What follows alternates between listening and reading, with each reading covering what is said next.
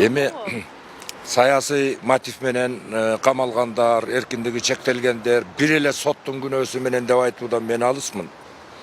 А сотко чейин кылмыш ишин козгогон прокурорлор бар, аны тергеген тергөө органдар бар. Мына иштин баарысын ошолор баштайт да, ошолор баштайт. Ошон үчүн баягы мыйзамсыз камалып жатканда жаткан жөнүндө сөз болгондо биринчи кезекте прокуратура жана тергөө органдарынын жоопкерчилигин карашыбыз керек. Ким козгогон, ким тергеген, мыйзамдуу козголгонбу же мыйзамсыз козголгонбу? Алардын кыймыл аракети туура квалификацияланганбы же туура эмес квалификацияланганбы?